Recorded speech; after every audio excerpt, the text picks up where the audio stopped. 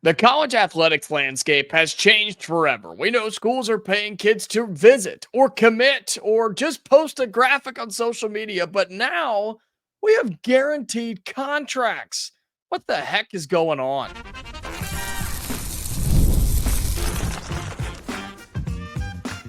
You are Locked On Hoosiers, your daily podcast on the Indiana Hoosiers.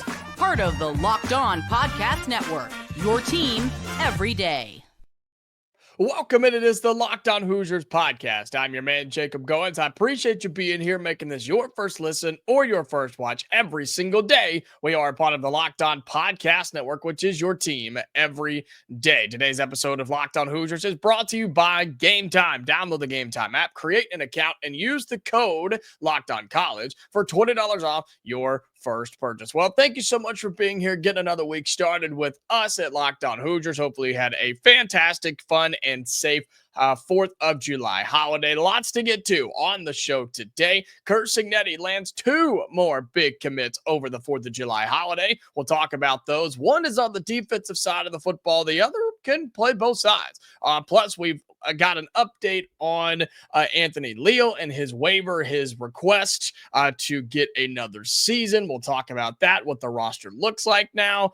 But this idea that I want to start the show with today is one that has slowly started to grow and make its way through college athletics. It's this idea that coaches and programs and athletic departments are paying kids in general, yes, but to visit, to commit, and now kids are demanding guaranteed money before they do all of those things. And look, we've talked a lot about this idea, and it's no secret. So anybody that tries to deny it at this point is just refusing to accept what is the present and what the future is going to be. Okay, a lot of purists don't want to accept this idea, but colleges pay kids to come on official visits. They just do. Sorry, it is what it is. They're also paying kids to commit to these different places because it looks good on social media. USC, Michigan, Alabama, places like that. It's happening. Look it up, right? But now, what's so crazy to me and what really sparks this whole conversation is if you hadn't seen the news from just a couple of days ago, believe this broke on the 4th of July. It's an offensive tackle, 5-star offensive tackle, one of the best players in the high school recruiting class on the football side, who committed to Texas Tech over offers from Oregon, Texas, all these other big programs, and he picked Texas Tech. And everybody said, wait, why? Why would you go there? Why would you pick the Red Raiders? What the heck have they done in the past couple of years? Well, there's a pretty big reason. In case you missed this, okay, 5-star offensive tackle Felix Oho. He's 6'7", 285, by the way. The dude's an absolute monster. Picked Texas Tech over Ohio State, Texas, Michigan, Florida, you name them, they were there, okay? But he picks Texas Tech on a fully guaranteed 3-year, $5.1 million contract. Let me say that one more time. 3 years, $5.1 million, fully guaranteed. That's why you pick Texas Tech. That's why you pick the Red Raiders. That's why you would pick anybody. Because all these fake promises are being thrown out there by these big-time schools, whether it's football, basketball, swim and dive, doesn't matter. A lot of fake promises are being thrown out there. And Pete Nakos had a tweet about this from On3 the other day saying that exact thing. Teams like USC are going to be in big trouble, man, when they're promising all this money and they can't pay it. And so you finally, for what I believe to be the first time, you have a major public announcement. You have a public acknowledgement, a public contract that will be put in place by a high school recruit and a football program to be guaranteed all that money. Now, whether that's NIL, revenue sharing, all this other things, I haven't read that deep into it, but the kid's going to get paid and it's going to be in a written contract. I've been calling for this for years, ever since NIL became a thing. All of this needed to be on paper, written down, and put into a legal document. And this is the first example of this truly, right? So where am I going with all this? Well, this is the future. Just go ahead and be ready for this. And so a lot of you may say, well, to what extent is everybody doing that? Is everybody going to do that? Is Indiana going to do that? You better believe it. You better believe Indiana will. And I think it's smart for Indiana to do so. I think Indiana needs to be one of the leaders of the pack in this sort of group. Clearly, Texas Tech has jumped on it early, but why not do the same if you're Indiana? Whether you can afford to pay $5 million for an offensive tackle or not, that's a different conversation. I'm saying, why not go ahead and build the reputation of, hey, you go to Indiana, they're going to tell you a number and you're going to get that number, rather than going to some of these other big schools who are just throwing out numbers like crazy, and they're basically using it like a credit card. They're just going to stack up this massive amount of debt, and they're going to try and pay all these kids, and then they'll just figure it out later, which is stupid. But if that's how they want to operate, then go for it. But why not, if you're the Hoosiers, whether it's football with Curt Cignetti or basketball with Darren DeVries, why not be the ones to have a good reputation here? Because I think it's going to matter. And especially on the basketball side, where we expect a lot of money to go, most of the money to go in terms of donations and NIL and things. We know revenue sharing is a little bit different, but you're going to have to pay kids. You're going to have to do it. And if you want to go out and win big recruiting battles, then go pay somebody. Go make sure you've got the money and you can afford them before you start tracking them down. Before you even make that phone call, you better have everything cleared. Hey, do we have the money to pay for what this kid's going for? What is his market value, right? You're going to start hearing that term a lot. And then make sure you've got it in the bag before you go and make a call, before you go make a visit, before you bring that young man on campus. That's how this is going to go. And I don't think Indiana is there yet, but I think we will be very quickly, because we're going through a coaching change and a whole brand new system on the basketball side while all this is kind of unfolding in front of our eyes. But Indiana is going to be right there in the middle of it. I'm not shying away from that by any means. We will be right there in the middle of it on basketball for sure. And I think football can get there too. I really believe that football can get to the point where you can start paying big time commits. And we're going to talk about it just a little bit. You can start paying them competitive money, competitive salaries to come and play at Indiana versus playing at some other Big Ten school. I think that is a legitimate possibility for football, and it has to be a possibility for basketball. You want to get the biggest recruits in the country, you better have money, and you better pay them, and you better be able to guarantee it. You better be able to put a signature on the dotted line and be able to deliver, because that's what you don't want, is a bad reputation of, yeah, I went to IU, they promised me this much, and I got paid half. That's why I left. They quit paying me. They didn't have it. They lied. They lied to me. That's not what you want. And so is Indiana paying them right now? Well, you've only got one basketball commit as we speak, and you've got a bunch of football ones. I think they're going to be making some money, yes, but Indiana's not to this point yet. Indiana's not to the point of $5 million fully guaranteed contracts. But my point to all of this is we're right there, and Indiana's going to be a part of it. And better yet, Indiana needs to be a part of it. If you want your athletics moving forward from 2025 and beyond, if you want them to be successful, this is the new way to do it. This is where college athletics is going. This is where recruiting is going, and the Hoosiers must capitalize on this new era that we're in of recruiting and college athletics. All right, coming up here on Locked On Hoosiers, we will talk about the updated roster for Indiana basketball, because we've learned about Anthony Leal, who will not be on this year's team. We'll talk about that coming up next right here on Locked On Hoosiers. Today's episode of Locked On Hoosiers is brought to you by Game Time. Have you ever decided at the last minute to head to a ball game with your friends or some family? Maybe it's game day and you suddenly realize, man, I think I do want to be there at the game. That's exactly where Game Time comes in. That's why it was created. It's the easiest way to grab last minute tickets without all the stress. With the money you save on tickets, you can splurge on food, drinks, merch, or even invite a bigger group to come with you. Game Time makes all of that possible. Game Time makes buying tickets fast and simple. Prices on the app actually go down. They drop the closer you get to first pitch. They've got incredible last minute deals, clear seat views, and a lowest price guarantee that takes the worry out of buying your tickets. I use it every time. I'm not lying. Every other app, website, whatever, gone, deleted. Don't even have them on my phone anymore. I go straight to Game Time. It's the only one that I use, and I recommend that you do the same. Take the guesswork out of buying tickets with Game Time. Download the Game Time app, create an account, and use the code LOCKEDONCollege for $20 off your first purchase. Terms apply. Again, create an account and redeem the code LOCKEDONCOLLEGE for $20 off. Download the Game Time app today. Last minute tickets, lowest price guaranteed.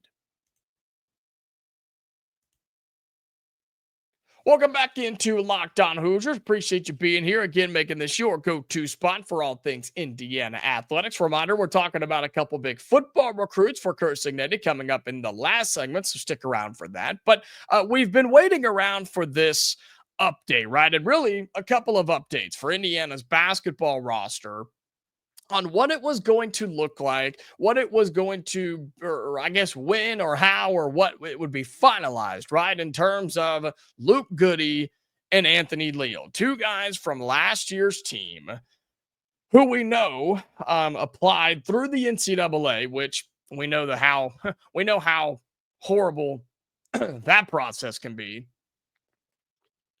I'm sorry. We know how miserable and how horrible and how slow and just how inconsistent that process can be working with the NCAA. But we know that Luke Goode and Anthony Leal both applied for medical waivers, trying to get a red shirt, trying to get one more year of eligibility. Them and tens of thousands of athletes across the country who have tried to take advantage of all this change and lawsuits and things that the NCAA has had to deal with. And we were starting to get the feeling and the word that it probably wasn't going to happen for Anthony Leal. And now it's official that he was denied. He has run out of eligibility. He will no longer be playing college basketball at Indiana or anywhere else. He has run out of eligibility in his college basketball career. And look, I think it's obvious if you've been with me throughout last basketball season that I had mixed emotions about Anthony Leal, right? I mean, a kid who Mr. Indiana basketball was one of the hardest players on last year's team, especially down the stretch. I mean, he became a legitimate option for you on both ends of the floor, man. He became someone who hit some big time shots. I look at the Ohio State game, someone who had some really memorable stops on the defensive end, one who became reliable rather than a liability. He became reliable on the defensive side of the floor, and nobody played harder than Anthony Leal. And you talk about somebody who just really represented IU well.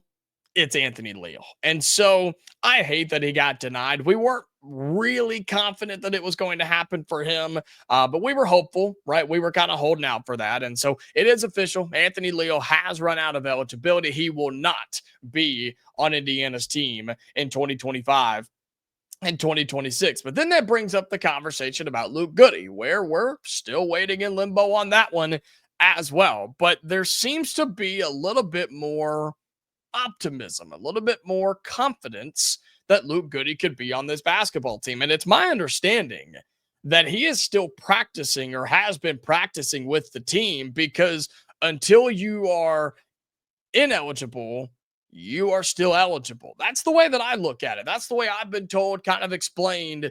Until they say you don't have any eligibility, you are still considered an eligible player. So it's my understanding that he's been practicing with the team. And so if he were to get his waiver approved and get an extra year of eligibility, he would be the 13th scholarship player on this current Indiana squad, who has 12. He would be the 13th if he gets confirmed. And we know, we've said multiple times, that's what DeVries wants. You can have up to 15. He's cool with 13 because of the revenue sharing limitations if you go over that number. And look, I think Luke Goode would be a huge addition to this team. And honestly, that's kind of the way I'm going to phrase it, and kind of the way I'm going to look at it if this thing does actually happen, is Luke Goode would be an addition to this team. It would almost feel like he's transferring in again, like you're getting another transfer onto this year's team just because you haven't really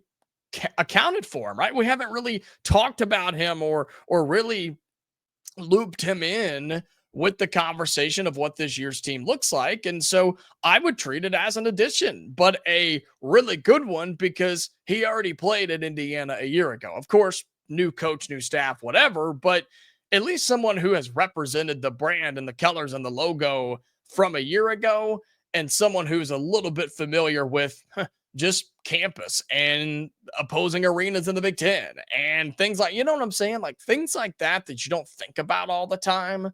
Bringing someone back from last year's team, I think could be really good. And I think we all can agree Luke Goode's a good player, but we didn't see his full potential a year ago. We did not get Illinois Luke Goode last year. We saw flashes of it. We had spurts, we had games, we had moments, but we did not have a consistently good Luke Goode on the floor last year.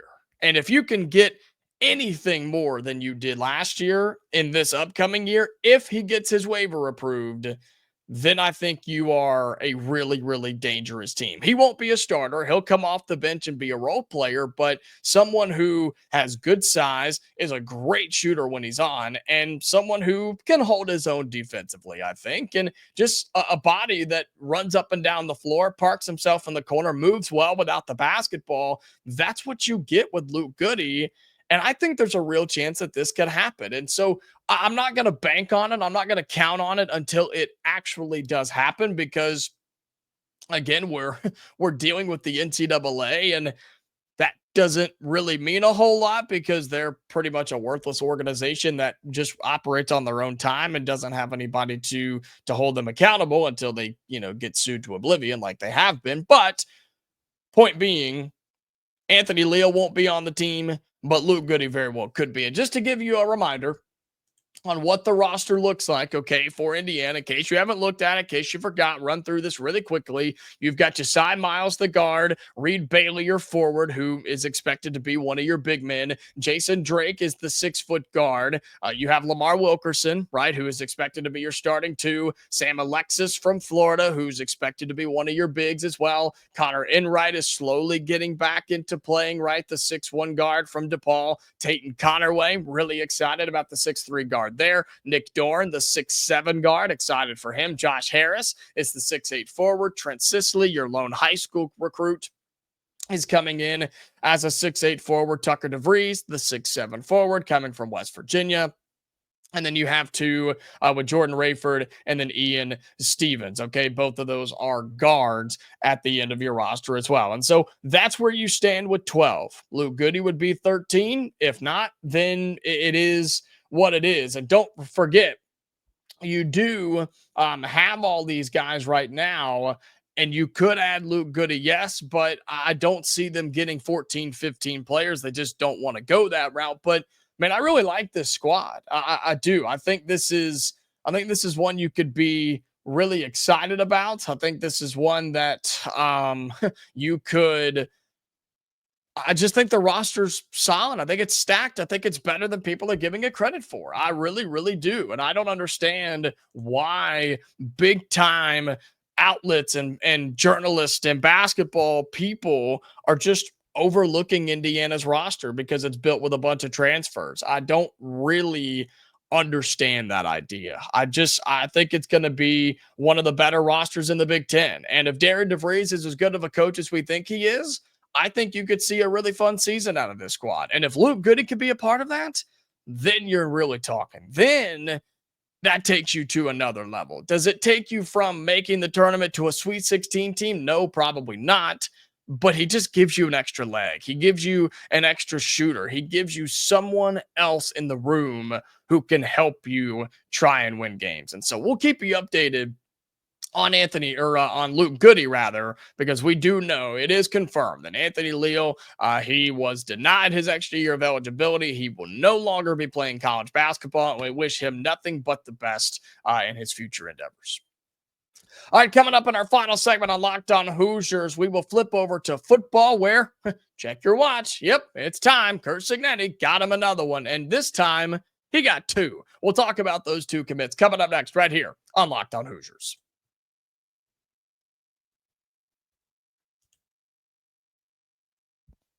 All right, final segment here on Locked On Hoosiers. Thank you again so much for being here and truly supporting the show. However you do it, doesn't matter to me. I just really appreciate that you're doing it as we are off and running in the month of July. Folks, we play college football next month. Did you know that? I'm going to tell you all the time because I cannot wait, okay? We play college football next month, and so we appreciate you supporting the show however you do it. If you're watching on YouTube, 3-step drill, you know what it is. Hit that thumbs up, like the video, drop your thoughts down in the YouTube comments below. I want to read them. I want to interact with you, and then make sure you are subscribed to the channel. We hit a cool milestone over the 4th of July holiday. We are over 5,900 subscribers, folks. So we're on our way to 6K. So I need your help to get there. So thank you so much for doing that. And for my audio listeners on Spotify, Apple, Amazon, Pandora, however you listen to us, thank you so much for doing that. As long as you are following us and have those notifications turned on, you'll never miss another episode, okay? You'll never miss a new episode, bonus episodes, everyday episodes, whatever the case may be,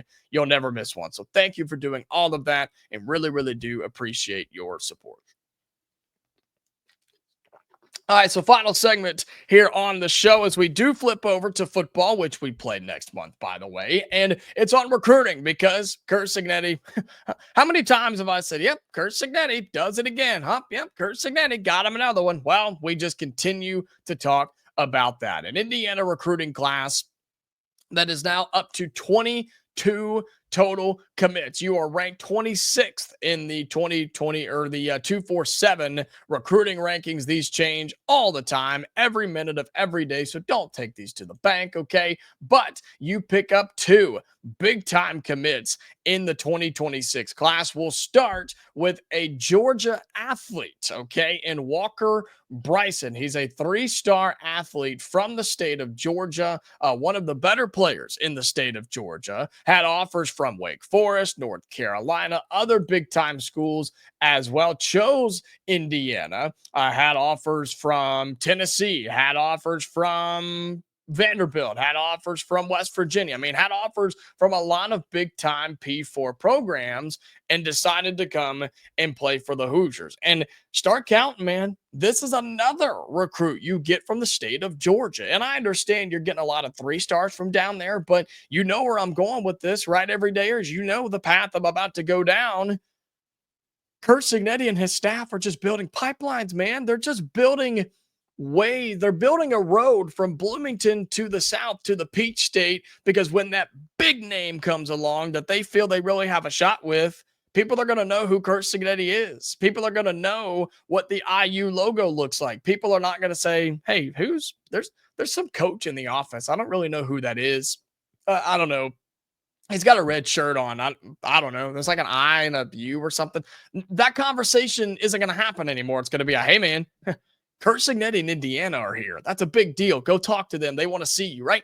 That's what you're doing by getting some of these kids from Georgia. Yes, they're very talented. And look, Walker Bryson is that way. He's a 3-star athlete. He plays both sides of the football, can play as a defensive end. He can also play as a receiver / tight end, and that's what he does in high school. He caught 10+ touchdowns, 400 yards, also recorded a bunch of tackles on the defensive side, and believe Indiana was recruiting him on the defensive side of the football. He said, hey, I'd love to play offense if possible. And so that's where the Hoosiers are going to go for now. But good news is, if you're Bryson and if you're Curt Cignetti and this staff, you look at him as kind of your Swiss Army knife. It's like, all right, look, we'll put you on the offensive side of the football, but if it's not working, you're going to play defense. And I'm sure that this kid's probably okay with that. He's 6 foot tall, 180 pounds. He's from Rabun Gap, Georgia. So he is going to be joining the 2026 recruiting class. Very excited about another recruit pickup from the state of Georgia. And then one that's got people really talking. I texted our recruiting expert, Brian Smith, about this one the other day. I'll read you his response as I pull it up. right here. I texted him when it happened on Saturday, and the 4-star edge who committed to the Hoosiers, I said, got a 4-star edge, and he knew exactly who it was. He says, very well done. And Ronelle Johnson from the state of Missouri, he is 6'4", 260 pounds is Ronelle Johnson, Ronelle. And then Johnson, he picks the Hoosiers as a 4-star recruit on the edge out of the state of Missouri. Picked the Hoosiers over a number of big time programs. He had offers from Oregon. He had an offer from Wisconsin. He had an offer from Ole Miss and Texas A&M and all sorts of places across the Big Ten and the SEC. And one of the best recruits and commits in the class of 2026 for Indiana. I believe that. I do. You turn on the film on Ronelle Johnson, he is a home wrecker, dude. He is awesome. 6'4", like I said, 6'4", 260. This dude gets after the football. He is a see ball, get ball type of player. He gets to the quarterback. He doesn't matter who you put on him. He's going to get around him. He'll go over, he'll go under, he'll go through. Doesn't really matter for this guy. I think he's one of the better recruits and better commits in the class of 2026. Some have him as a high 3-star. I see him as a 4-star. He's a composite 4-star. I think On3 has him as a 4. 247 has him as a 3. Whatever. He's a 4-star edge. Okay. 4-star talent. And you're going to see that when he joins Indiana's team. And so, as I said, you now are ranked 26th in the class of 2026 as it stands on Monday, July 7th. It will change a lot, okay? So it is what it is. But, man, 22 verbal commits in one class at this point is pretty awesome.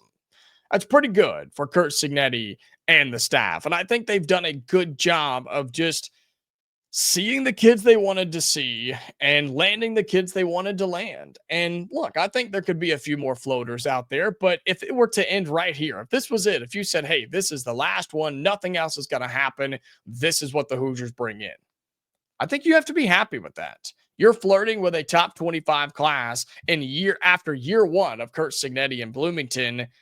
What more could you ask for? Playoff in year one, near top 25 class in year two, before year two even begins. Like, that's really, really good, folks. And if your expectations are higher than that, I'm going to ask you to lower them for now, and just appreciate what's happening here. I mean, this hasn't happened at Indiana. Since when does Indiana go to Florida and to Georgia and to Missouri and to New Jersey and to Kentucky and Ohio and Wisconsin and Illinois and Maryland? Since when do we go to all those states and get big-time recruits? We don't.